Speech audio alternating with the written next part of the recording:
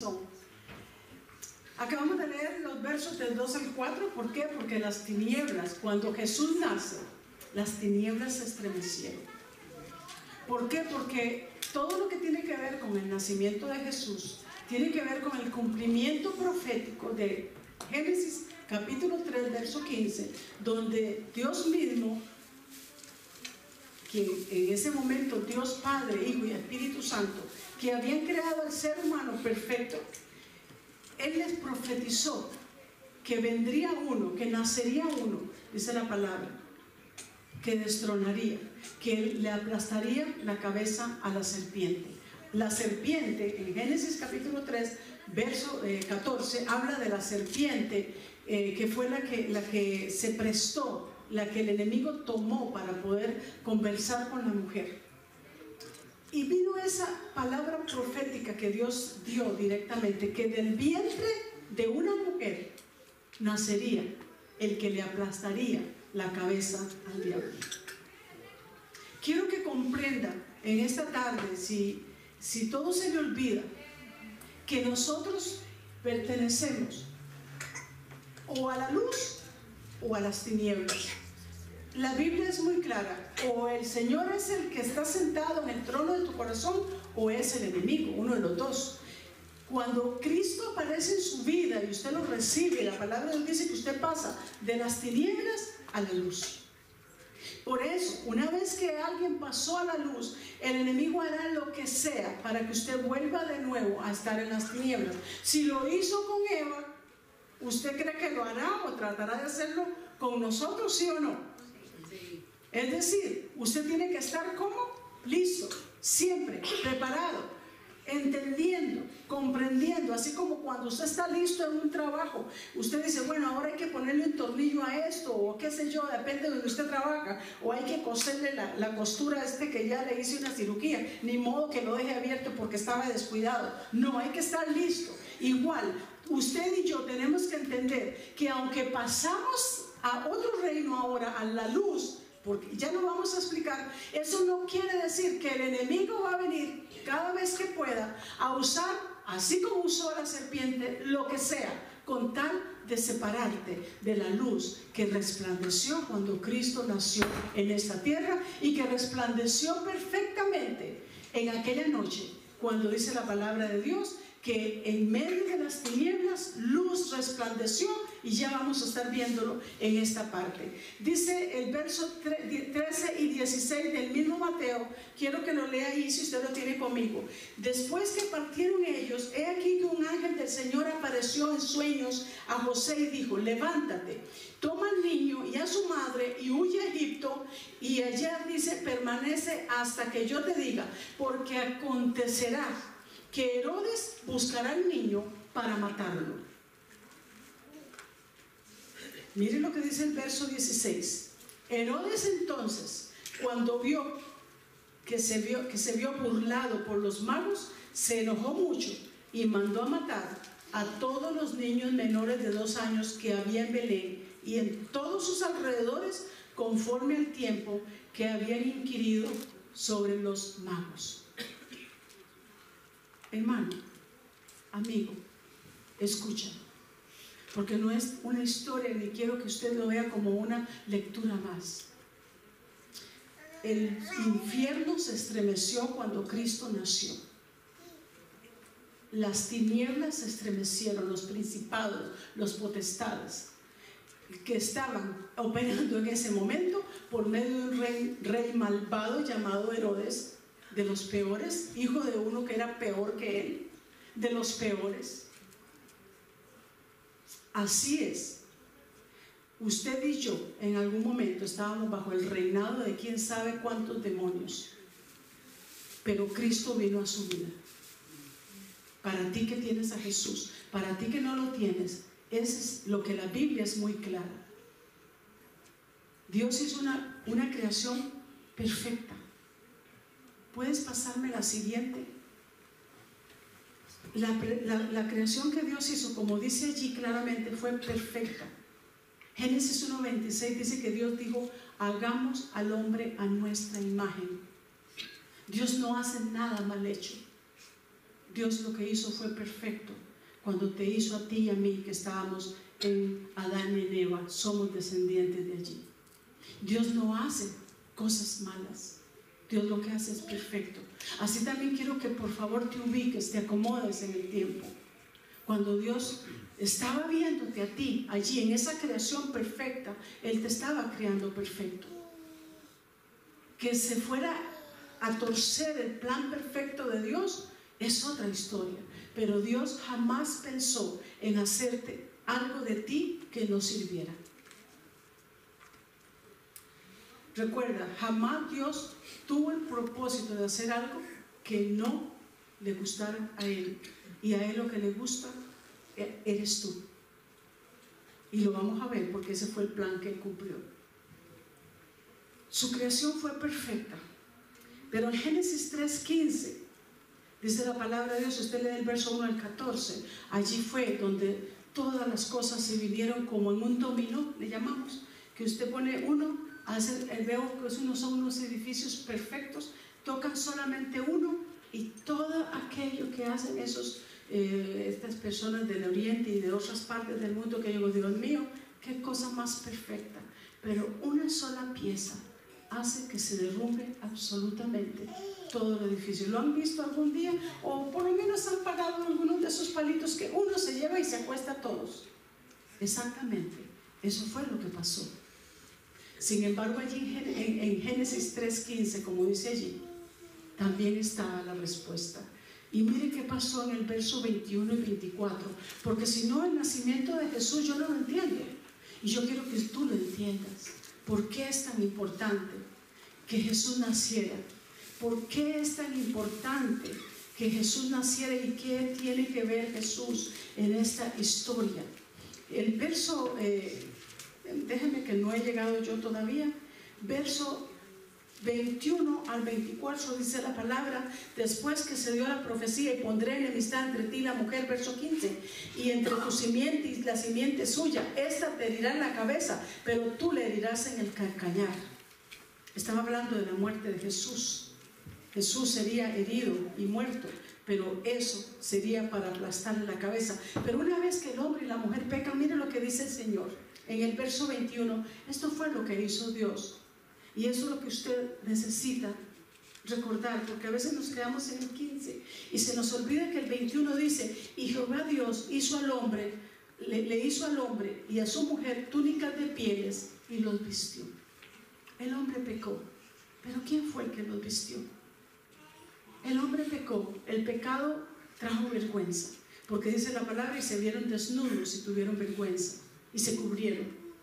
Pero ¿quién fue el que los vistió? ¿Quién fue el que otra vez salió por el hombre? ¿Quién? Ayúdenme, por favor. Fue Dios. Y dice Jehová Dios tomó al hombre y a la mujer y los vistió de pieles. De pieles. Cuando dice pieles, está hablando del primer sacrificio que estuvo allí en el Edén. De pieles de cordero con que Dios vistió a Adán y a Eva. Allí ya hubo una sangre derramada de alguien inocente. ¿Se da cuenta? ¿Se da cuenta que Dios le siguió poniendo a usted y a mí en primer lugar? A pesar de su creación tan preciosa. ¿Se imaginan todos esos animales, el león y los corderos juntos? Y no viendo ahí cómo se matan y cómo se muerden. No. Todos dicen... Pero Dios nuevamente te pone a ti y a mí en primer lugar. Y no solo allí, en el verso 15 nos puso ya en primer lugar. Porque dijo que de la simiente de la mujer nacería uno que le aplastaría la cabeza al diablo. Eso es el cristianismo, amados. Nosotros no vivimos bajo una religión. A mí no me interesa vivir una religión. A mí no me interesa nada de religión. La religión mata a las personas, las pone a hacer algo para poder hallar la salvación. Jesús vino y nos da entendimiento que ya todo esto estaba aquí. Su amor, el amor de Dios que excede a todo conocimiento, está aquí ya. Cuando dice que nuevamente vistió al hombre y a la mujer. ¿Cuántas veces habremos entendido que cuando Jesús vino al corazón, cuando recibimos a Cristo como Señor y Salvador, lo que Él estaba era cubriendo nuestra desnudez. Estábamos desnudos, no teníamos con qué acercarnos al Padre. Y no solo estábamos desnudos, sino que dice la palabra de Dios, cada cual se apartó por su camino, dice Isaías 53:6. Cada uno hizo lo que quiso. A cada uno simplemente se apartó, dice, todos nos descarriamos como ovejas, cada cual se apartó por su camino. ¿No es cierto que muchas veces usted dice, pastora, ay, cómo me ha costado dejar esto, aquello, y a veces cómo me ha costado entender que el día del Señor es el día que yo debo de ir a la iglesia y tomo y hago otra cosa y creo que hay más importantes cosas que hacer? ¿Qué sé yo? ¿Cuántas veces alguno me ha dicho cómo me ha costado? ¿Será porque a veces no hemos comprendido que toda esa suciedad y toda esa vergüenza Cristo la cargó en la cruz del Calvario? Dice que el justo por los injustos, porque dice la palabra, mas Jehová cargó en él el pecado de todos nosotros. Todos nos descarriamos como ovejas, pero Dios cargó en Jesús, que está apenas en este momento, estamos recordando que Él nació, pero Él nacería para un propósito perfecto.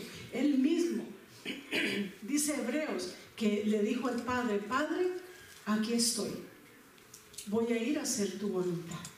¿Cuál era la voluntad del Padre? Tomar su lugar y el mío, para ser sacrificado como una oveja. ¿Recuerdan que fue sacrificada ovejas aquí en el huerto del Edén para que Dios pudiera cubrir con túnicas a la desnudez del hombre y la mujer? Ya se acordó de ese texto que dice, he aquí el Cordero de Dios que quita el pecado del mundo. ¿Lo recuerda? Eso sí lo recuerdo yo muy bien, no lo entendía, pero yo era muy hueso colorado en mi religión, y eso sí lo recuerdo. Yo no sabía de qué estaba hablando hasta que Cristo vino a mi corazón. Ahora entiendo, Él es el Cordero que pagó el precio para que usted y yo viviéramos. Por eso le sigo, por eso le sirvo. No le sigo por miedo a que viene un infierno, que ya viene el final, y que el chip y el microchip y la pandemia y la otra que viene. No, hermano. No. Algún día nos vamos a morir, ¿sí o no? No, pero le amo, le sigo y le sirvo porque no tengo con qué pagar. Que siendo mi camino a la perdición, a la condenación eterna, Él se hizo encontrar en mi camino, se atravesó en mi camino para salvarme. ¿A cuántos Dios se le ha atravesado en el camino para salvarnos? ¿A cuántos aquí? Son muy poquitos. ¿No habrá alguien más que dice, a mí Jesús se le atravesó, a mi papá, a mi mamá, a mí, para traerme esta gran salvación? ¿No es digno de alabanza? Denle la alabanza, denle un aplauso, denle un grito, lo que usted quiera. El infierno se estremeció esa noche porque en medio de la oscuridad resplandeció Jesús. La palabra del Señor dice que Él hizo algo, y aquí ya usted puede leer con tiempo el resto de los textos. El cielo brilló en medio de la oscuridad, y ahora yo quiero que vayamos a Lucas capítulo 2, aunque está allí, para el que tal vez no pudo traer su Biblia, o que no se le haya mojado, porque con este aguacero tan terrible le damos gloria al Señor, porque nos hace estar aquí, y eso es un privilegio. Gloria a Jesús. Estamos en Lucas ahora, el capítulo 2. Dice la palabra del Señor allí, yo quiero ver del verso 8 en adelante. Había pastores en la misma región que velaban y guardaban las vigilias de la noche sobre su rebaño. Y aquí que se les presentó un ángel del Señor, y la gloria del Señor los rodeó de resplandor, y tuvieron gran temor. Pero el ángel les dijo, no temas, Porque aquí les doy nuevas de gran gozo que será para todo el pueblo, que ha nacido hoy en la ciudad de David un Salvador, que es Cristo el Señor. Hasta ahí la palabra. Dice la palabra que en medio de la oscuridad resplandeció la luz. Oscuridad total, porque la palabra de Dios me dice a mí que ellos estaban pastoreando sus ovejas y que había oscuridad. Si en ese momento, en ellos que guardaban en las vigilias de la noche, dice la palabra, que resplandeció la gloria del Señor por medio de aquellos mensajeros. Amados, ¿ustedes vieron la luz cuando alguien se acercó a hablarles a ustedes de Cristo? Tal vez no te diste cuenta, pero Dios envió a alguien cargado de luz. Cargado de luz no porque nosotros tengamos luz en nosotros mismos, sino porque dice la palabra que el que está en Cristo ya ahora está en luz. Ya no está más en tinieblas. Y cuando llevamos a Cristo y cargamos su gloria y le decimos a alguien, ¿sabes qué? Te invito a que vengas a Jesús, te invito a que le entregues tu vida a Jesús. Esa misma luz puede tocar la vida de cualquier persona. Por eso es que el Señor te dice a ti que mira que tu testimonio alumbre, que tu luz alumbre, porque con tu luz, así como esto que dice la palabra de Dios, que ese ángel y la gloria del Señor que venía con él resplandeció para aquellos que estaban con el rebaño, así también un día Dios usó a una persona para que resplandeciera la luz en la persona. Y muchas veces hasta te molestaste porque viste la luz en la persona y las tinieblas que habían en ti. Y muchas veces por eso es que rechazamos el mensaje de Cristo. Porque el mensaje de Cristo hace que aquella otra persona se vea mejor que yo, y sale nuestro egoísmo y sale nuestra rabia y nuestro enojo. No nos gusta que alguien pueda parecer mejor porque no entendemos el mensaje, no entendemos que nadie es mejor, que si Cristo no viviera en nosotros seríamos tan o más oscuros que a la persona a la cual estamos diciendo vengan a Cristo Jesús. ¿Me doy a entender? ¿Me doy a entender? ¿Por qué? Porque las tinieblas nos hacen sentir a los que estábamos en tinieblas, ver que alguien nos llegara a hablar, le cerramos la puerta, le hacemos lo que todo. ¿Por qué? Porque queremos seguir andando en tinieblas, muchas veces sin saberlo. Sin saberlo. La samaritana no sabía cómo estaba ella en tinieblas, pero Jesús sí sabía cómo estaban las tinieblas de Samaritana. Jesús sí sabe cómo están sus tinieblas en esta tarde. Pero Jesús, al igual que a la samaritana, o al igual que en este momento a estos pastores de rebaño, a la medianoche, a las 3 de la mañana, en el rato más oscuro, Él va a enviar algo que te haga resplandecer y que te diga, que haga resplandecer la luz afuera y que te diga a ti, ¿sabe qué? Dame la oscuridad que hay en tu corazón para que yo te pueda dar la luz de Cristo Jesús. Eso es lo que el Señor quiere. Para mí eso es Navidad y eso es todos los días de todos los años desde que me convertí. Las tinieblas tienen que irse para que la luz de Cristo llene cada vida y cada corazón. Sí, puede ser que usted ni siquiera se dé cuenta cuántas tinieblas se fueron cuando Cristo llene su corazón. Pero poco a poco, conforme pasan los días y los meses, comienza a ver que cada día hay menos oscuridad, pero más luz. Porque todos somos iguales. Llegamos a Jesús como niños y vamos a crecer como niños hasta llegar a la estatura. Amén. Me sorprende cuando una persona critica a otra porque dice, ¿cómo que se convirtió ese? ¿Y cómo que se convirtió aquel? Y usted, a mí, ¿quién nos llamó por jueces? ¿Quién? ¿Quién puede decir si este se convirtió de corazón o no? ¿Quién? No, que todavía de vez en cuando canta y usted de vez en cuando recién convertido no se le sale hasta una mala palabra y nunca tuvo un mal pensamiento ni una codicia que no fuera santa, alguna codicia fuera, es decir, inmunda. Ninguno aquí ninguno podría decir, oh, no, yo sí, nunca he tenido un mal pensamiento. Pero deseamos que el que se acaba de convertir ya esté predicando como Pablo 14 años después. No, todo tiene el tiempo. Cuando Cristo llega a tu corazón, llega la luz, ¿ya? Y poco a poco comienzan las tinieblas a ceder y Cristo Jesús a llenarlo todo. Pero esa es la pregunta de esta tarde. ¿Podríamos darle a nosotros el corazón a Cristo de tal manera que todas esas tinieblas se vayan y la luz de Cristo sea la que resplandezca? Y entonces sí, de vez en cuando puede ser que venga ahí el enemigo viendo a ver cómo te hace atrapado, pero ya no puede, porque ahora lo que hay en nosotros es tanta luz que podemos discernir las tinieblas en un momento. Dice más la palabra del Señor allí, ¿verdad? Dice que ellos le dieron gloria a Dios porque en medio de la oscuridad, y como dice la palabra del Señor, descarriados como ellos estaban, está bien el siguiente, amor, está bien. A pesar de todo esto, como ellos estaban descarriados, Dios siempre tiene un plan. Y ese plan está plasmado, dibujado, escrito en Juan 3:16. Porque de tal manera amó Dios al mundo. ¿Cuánto puede amar Dios al mundo que permitió que su Hijo se encarnara?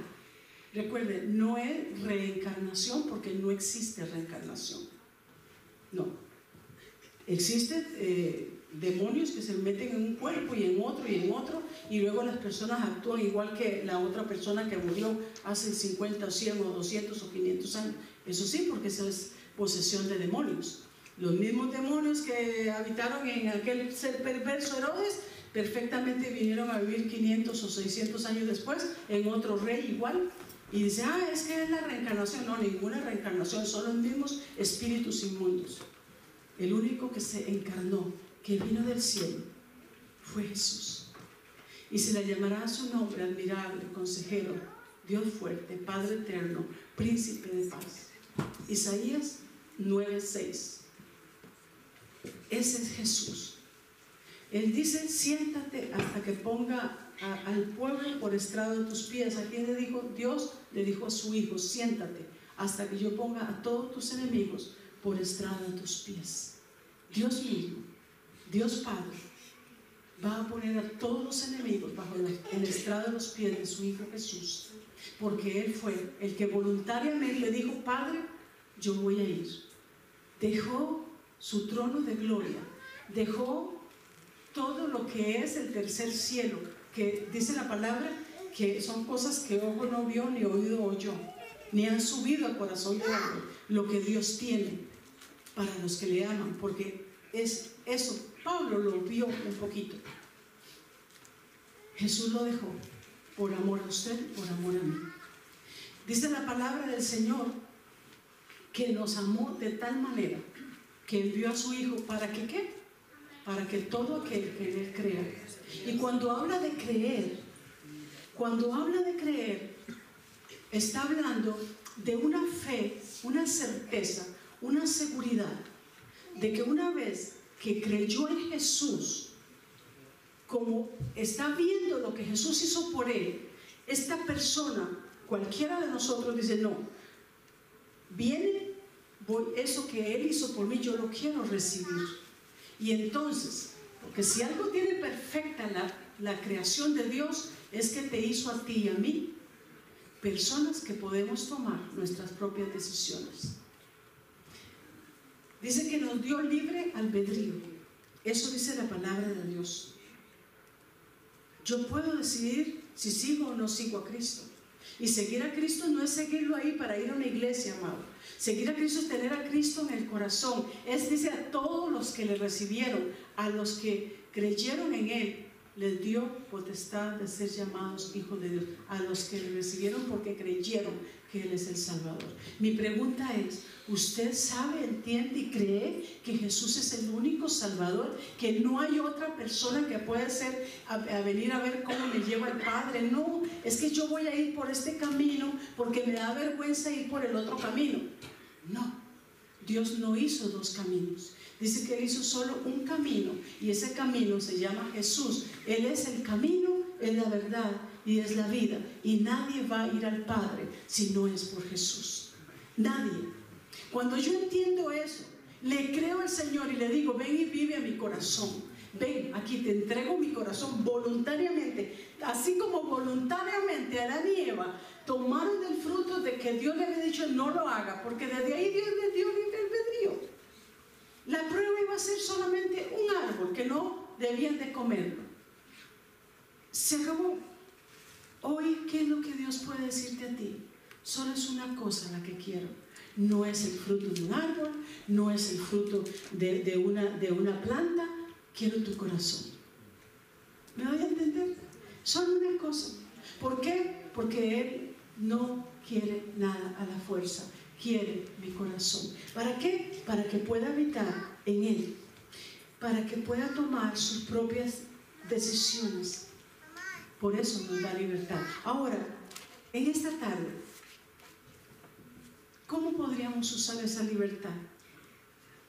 Antes, esa misma libertad, muchos hombres la han usado para bien. No tienen a Cristo, no son salvos, no, pero han hecho cosas muy buenas. Usted no los ve drogados, ni borrachos, ni nada. No tienen doble familia, tienen una sola esposa, tienen unos solos hijos. No, y usan su libertad bien, porque Dios creó una creación buena. Pero hay otros que no han entendido eso y han usado su libre albedrío para echarse a perder su vida. Espero que usted sea de los que han usado el libre albedrío, pero no para echar a perder su vida, ¿no? Sino de los que hacen bien, ayudan a las personas. Todo eso son buenas obras y Dios dice que nos preparó para eso. Pero hay algo que es más todavía, porque yo puedo ser muy buena y tener ese libre albedrío para hacer cosas muy buenas, pero no tener salvación. Jesús vino para que todo aquel que en Él crea no se pierda, mas tenga vida eterna. No está hablando de vida aquí en la tierra, está hablando de vida ¿cómo? Eterna. Una seguridad de que si usted muere hoy, o muere mañana, o muere dentro de 20 años, no importa cuándo, usted tiene vida eterna. A eso vino Jesús. Porque hay muchas personas que dicen: no, pues yo no necesito a Dios para mucho, porque yo soy bueno, no le hago nada mal a nadie. La palabra de Dios es muy clara. Si tengo a Cristo, tengo la vida eterna. Si no tengo a Cristo, no tengo la vida eterna. Simplemente yo escojo una de las dos. Solamente un ser nacido de mujer que pudiera entender sus y mis tentaciones, sus y mis sufrimientos, sus y mis dolores. Dice que Él pasó todo. Dice que fue pasado por todo, sufrió, fue tentado, Él fue llevado a la tentación y dice que salió triunfante de todo. Dice que uno semejante a usted y a mí, dice Hebreos, uno que fuera semejante a usted y a mí. ¿Cómo Dios podría tener a una persona semejante a usted y a mí si no venía Dios mismo a hacerse hombre en una mujer? ¿Me doy a entender? Por eso dice la palabra de Dios en Hebreos: acerquémonos pues confiadamente ante su trono. ¿Por qué? Porque Jesús vino y pasó todo lo que tenía que pasar como ser humano, pero también cumplió para la razón para la cual Él venía a la tierra. Vamos a ver el próximo. Jesús es el cumplimiento, como dice aquí, y la causa de nuestra redención. Voy a explicarles redención, porque esa fue la razón para que Jesús vino a la tierra. ¿Recuerdan que les dije que Dios le puso pieles a la mujer y al hombre para que no estuvieran desnudos? Hubo el sacrificio de un cordero o 2 corderos, no sé cuántos, para cubrir la desnudez, ¿se acuerdan? Ya no se veían, ya no se sentían avergonzados, porque ahora estaban cubiertos. Cuando Jesús viene, pues Jesús es el cumplimiento de aquella profecía de Génesis 3:15. Y entonces dice la palabra del Señor acá que Él es el que viene a redimirnos, pero redimirnos es una palabra un poquito difícil, pero que lo que quiere decir, recuerde, lo que quiere decir es esto: cuando Adán y Eva le dan al enemigo el reino que Dios les había puesto en sus manos, se lo dan al enemigo cuando desobedecen. La palabra de Dios dice que en ese momento el hombre muere en su cuerpo. Es decir, ahora de aquí en adelante los seres humanos que eran eternos comenzaron a morir. Pasaron varias cosas con lo de la redención. Cuando ellos son sacados, es la parte que no leí, pero que usted la puede leer en su casa. Ellos son sacados del huerto del Edén y ahora están en la tierra a merced de las inclemencias del tiempo, de las inclemencias del clima, a tener que hacer todo por ellos mismos para poder comer y vivir. Pero no solo eso, están también a merced del enemigo. Y si usted ve la historia hasta que Cristo aparece, dice que habían tantas tinieblas, habían tantas enfermedades, había tanto dolor cuando Jesús apareció. Era parte de tanto pecado que había habido durante esos 4.000 años aproximadamente. Jesús era la respuesta. Pero ahora la redención que se dio a cabo en el Génesis, que fue cuando ese corderito murió, vino a hacerse de alguna manera visible. Cuando el pueblo de Dios está en Egipto y tiene que salir, es el último día, ya le quedan los últimos días, ya han pasado 9 plagas, solo queda una. Ahora va a morir el hijo mayor de todos los egipcios, cuya sangre de un cordero no esté puesta en el dintel de la puerta y en las ventanas. Tenía que estar que cuando el ángel de la muerte pasara donde había sangre, el ángel de la muerte no podía tocar a nadie de los que estaban allá adentro, al primogénito. ¿Tiene sentido? Porque ahora esa sangre estaba simbolizando que un día en la cruz del Calvario, la sangre derramada del Cordero de Dios que quita el pecado del mundo, te sacaría la humanidad del mercado donde el diablo la tenía para siempre. Dice que no podía salir de allí, y ahora la pasaría a otro reino. Por eso el Señor les dijo: ustedes no entienden lo que yo estoy diciendo, porque ustedes no pertenecen a este reino. Todo aquel, y estoy segura que si usted está aquí, no es porque Dios te tiene predestinado para ninguna condenación, porque tampoco eso es cierto. Todo aquel que escucha el mensaje tiene el libre albedrío de decir: Señor, tú viniste y me compraste. La redención quiere decir, en palabras sencillas, que con el precio que Jesús pagó, que era la sangre, Él compró a toda esta humanidad. Por eso dice que Él no quiere que ninguno se pierda, pero dice que aunque Él vino a los suyos y no le recibieron, a los que le recibieron, porque nuevamente, igual que en el Edén, exactamente igual, la salvación no es a la fuerza. Dice que a todos los que le quieren seguir, a todos los que le quieran recibir. Ahora usted me dice: yo tengo que hacer algo, pasar al altar. No, la Biblia no dice de eso. Dice la palabra que aquel día Pedro predicó y se convirtieron 3,000 y luego se convirtieron 5,000, y en ninguna parte la Biblia dice que todos pasaron adelante, porque para cuál adelante iban a pasar 3 o 5,000 personas, era imposible. Pero todos compungidos de corazón, porque sabían que era por sus pecados que Cristo había muerto en la cruz del Calvario. Dice: varones, ¿qué vamos a hacer para ser salvos? Porque entonces toda esta historia se resume que Dios lo que anda buscando son corazones que sepan que han pecado y que necesitan a un Salvador. Ya Él redimió a todo el mundo, pero no todo el mundo quiere ser redimido. Escuché un testimonio de alguien en estos días cuya hija se convirtió a Cristo, pero ella era bruja, y ella estaba muriendo, la señora que era bruja. Y la nieta llegó a decirle: por favor, recibe a Jesús para que sea salva. En ese momento ella maldijo y dijo que jamás iba a aceptar a ese Jesús, y murió. Por más doloroso para la nieta, por más doloroso para toda la familia, la señora bruja nunca se arrepintió y nunca quiso, más bien blasfemó contra el nombre del Señor. Porque libre albedrío lo tienen todos. Uno se asusta, ¿verdad que sí? Amados, no se asuste, sino de que su nombre no está escrito en el libro de la vida. De lo demás puede asustarse lo que quiera, o asustarse un poquito, pero tenga miedo, tenga temor de que su nombre no esté escrito en el libro de la vida. De eso sí tenga miedo, porque la palabra dice claramente que todos los que no se hallaron escritos en el libro de la vida del Cordero fueron echados a donde estaba, dice la palabra, el diablo y los ángeles caídos. Dice lugar que no fue creado para el hombre, que ni era la idea de Dios, pero para todos aquellos que rechacen a Jesús, no es bueno el lugar que terminaría, porque usarían su libre albedrío para rechazar a Jesús.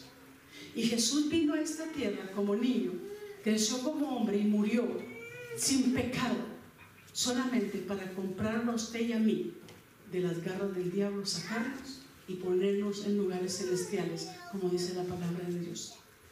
Jesús es no solo nuestra redención, como puse allí, Él mismo es la causa de nuestra redención, pero Él es el mensaje. Era el mensaje de Dios Padre para usted y para mí. ¿Cuál era el mensaje? El mensaje es que nos amó desde antes de la fundación del mundo, nos amó allí y nos sigue amando y nos seguirá amando hasta el fin del siglo, dice la palabra de Dios. Pero es algo más, Jesús, y con esto quiero ir al Evangelio, a Romanos 1:16, y espero ya con esto concluir. Romanos 1:16 es Pablo. Pablo ahora está hablando ¿de qué? Del mensaje de las buenas noticias. ¿Cuál era el mensaje de las buenas noticias? Pablo dice allí, porque no me avergüenzo del Evangelio, porque es poder de Dios para salvación a todo aquel que cree. ¿A quiénes? ¿A quiénes? A todo aquel que cree. ¿Por qué no se avergonzaba Pablo? Porque Pablo estuvo también perdido en su religión. Él creía que él era el más santo de los santos. Tanto que dice, perseguía a los cristianos para matarlos y llevarlos a la cárcel. Y los arrastraba, dice la palabra de Dios. De hecho, fue uno de los que estuvieron de acuerdo de la muerte de Esteban a pedradas por haber dicho que estaba viendo a Jesús sentado en el trono y a ángeles que bajaban y subían. Fue apedreado Esteban y Saulo estaba de acuerdo, Pablo. Pero ahora el apóstol Pablo dice, porque no me avergüenzo del Evangelio, porque es poder de Dios. ¿Por qué? Porque el Evangelio es el mensaje de salvación, porque el Evangelio es el mensaje. ¿Y quién es el mensaje? El mensaje es Cristo Jesús. Cada vez que escuchas un mensaje de redención, de salvación, del precio que Cristo pagó por usted y por mí, estás escuchando la razón por la cual Jesús nació. Él mismo es el mensaje. Si ya aceptaste ese mensaje, tienes a Jesús en tu corazón. Esto no me hace que yo pueda ser en algún momento descarriada o olvidarme o apartarme, porque no me hace inmune. La salvación no me hace inmune a los ataques que el enemigo va a traer, pero sí me hace a mí más que vencedora, porque la Biblia dice que el mensaje de salvación por el cual Pablo dice no me avergüenzo es poder de Dios. Y ese poder de Dios no está en minúscula en el original, porque está hablando del Cristo de la gloria que destruye toda tiniebla, que despedaza toda tiniebla, así como las tinieblas de Lucas capítulo 2, donde dice que en aquella oscuridad luz resplandeció. Porque si usted va de nuevo ahí, ¿qué más dice la palabra que sucedió ahí? Dice la palabra que entonces cuando el ángel se fue, dice la palabra del Señor que repentinamente apareció una multitud de huestes celestiales, y dice que alababan a Dios y decían gloria a Dios en las alturas y en la tierra paz, buena voluntad para con los hombres. Y dice que eso todos lo vieron ellos allá, como resplandecía en el cielo, cantando y alabando que había venido aquel que vencería para siempre a Satanás. Él es el mensaje, Él es la palabra, dice que Él es la palabra encarnada. Por eso cada vez que usted lee la Biblia con hambre, con sed, el Señor nunca te va a dejar ni con hambre ni con sed. Lees la Biblia de esa manera, eso es el mensaje. Jesús es el mensaje. Tienes a Cristo, ya tienes el mensaje y tú te conviertes en ese mismo momento en un mensajero. ¿Por qué? Porque el que tiene a Cristo tiene la vida. Y es que no tienes algo aquí en el cerebro, es a Jesús mismo sentado en el trono de tu corazón. Por eso es que podemos decirle a otros que vengan a Jesús. Por eso es que no podemos callarnos. Por eso es que podemos amar al perdido. Por eso es que podemos perdonar al que nos ha hecho daño.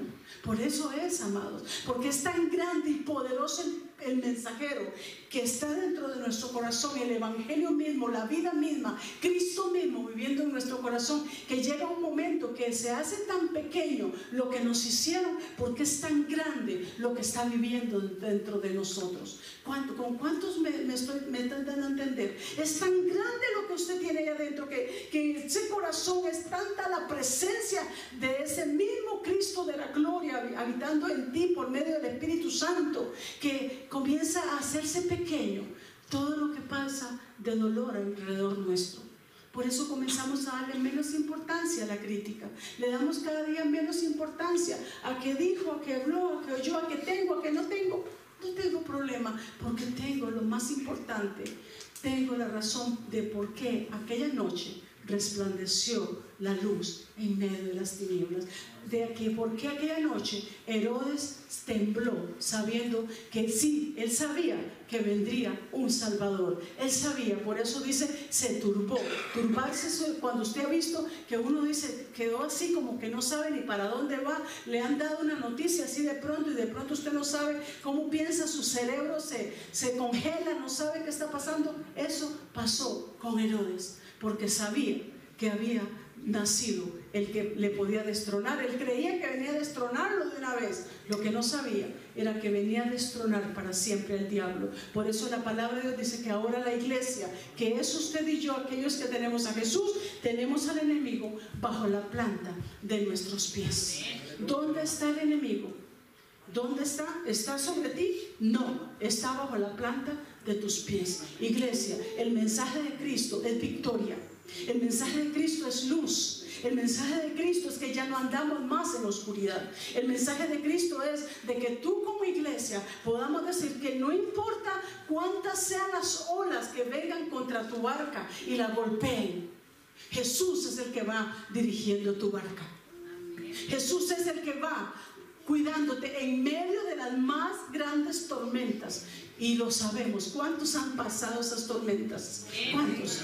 Acordaba, no sé por qué me acordé, decir, Señor, y yo sé que tal vez voy a tocar alguna fibra de corazón. Este año no voy a poder ver, y creo que el año pasado tampoco, a mi hermano Victoriano. Pero Señor, cuántas cosas pudimos ver, porque me acordaba de la boda ahí en el hospital, y me acordaba de tantas cosas así. Dijo, Señor, y ese momento tan duro que te dice, ¿lo desconectas o no lo desconectas? No, Él no quiere. Ok, pastora, ¿y usted qué dice? Son tiempos difíciles. Pero Jesús está en la barca. Y por eso yo sé que esa familia ha salido adelante. ¿Nos hace falta? Sí. Nos hace falta ver a la mamá de mi hermana, nos hace falta ver a don Victoriano, nos hace falta ver a algunos que tal vez no hemos visto. Tal vez estoy pensando porque hace un año que mi mamá, va a cumplir un año de que mi mamá partió con el Señor. No es fácil, pero en todo tiempo la barca nunca se ha hundido, nunca se ha hundido, nunca, desde hace 46 años esta barca va porque Jesús es el que va adelante. Ahora mi pregunta es, ¿hay una razón para que usted en esta tarde tenga miedo de que Jesús va a abandonar su barca? Quiero decirle no. Él es la razón, Él es el mensaje. Él tiene poder para mantener tu vida a flote. Él tiene poder para mantener, si estás sola, si estás criando hijos solos, si tienes hijos que tal vez ya se pusieron rebeldes, que se apartaron, lo que sea, Jesús tiene poder para sostenerte y ayudarte para criar a sus hijos en Cristo Jesús. ¿Me estoy dando a entender? Porque Jesús es el que va adelante. Porque no estamos hablando de un niño que va a volver a nacer nacer, Él ya nació, Él creció, Él murió, Él pagó el precio por tus pecados y ahora dice que ha venido a vivir a tu vida y a tu corazón. Y Él dijo más: yo estaré con ustedes todos los días hasta el fin de los siglos. Amén. Si usted lo cree, póngase de pie y dele gloria y alabanza al Señor. Dele gloria y alabanza al Señor. Dele gloria y alabanza al Señor.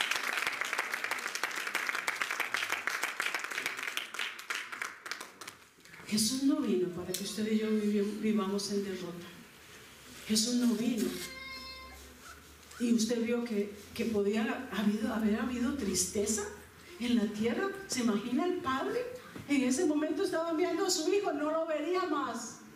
Bueno, entre comillas, porque estaría ahí como un pequeño embrión. Lo vería cómo crece como hombre, pero ya no estaría más con él en el cielo. Pudo haber sido una noche oscura, pero el padre estaba feliz porque venía Jesús a redimirlo a usted y a mí. ¿Sabe para qué? Para que se cumpla la palabra que la hermana Beatriz nos leyó. Porque el Padre busca verdaderos adoradores que le adoren en espíritu, no en religión. No lo que dijo su abuela, su abuelo y el otro, y el que era brujo y el que no era brujo y el que era de esta religión y la otra. No, Jesús vino para que tú lo adores de corazón. Es aquí. Él no busca otra cosa. No busca tu cerebro. Es que voy a escoger a este que sabe tanto, que se graduó catedrático de no sé cuántas universidades. Viene un corazón sencillo. Por eso Él nació en un humilde lugar. Porque Jesús lo que busca son corazones humildes que reconozcan que son pecadores. ¿Ya? ¿Quieres darle gracias al Señor? Inclina tu rostro. Vamos a orar. Señor, tú dejaste tu trono, tú dejaste tu corona, lo dejaste todo por nosotros. Hoy nosotros lo único que podemos decir, Señor, que no queremos adueñarnos de nada, sino que podamos también dejar nuestra vida en tus manos. Nuestro corazón te pertenece a ti, Señor. Una vez más yo declaro, Señor, que tú eres mi Señor y mi Salvador. Si tú quieres, puedes repetirlo y una vez más decir: Señor, yo hago un pacto. Señor, entra en pacto conmigo, ayúdame. Dígale: Señor, yo abro mi corazón para que tú vengas a vivir en él. Dígalo. Qué lindo regalo, porque sabe que si la Navidad se trata de algo, se trata de Jesús, no de que me den regalos. El regalo es el yo que se lo doy a Jesús. Le puedes dar tu corazón a Cristo en esta Navidad. En este tiempo que se celebra el nacimiento de Jesús, aunque Jesús nació en otra temporada, le puedes dar tu corazón. Gracias, Señor.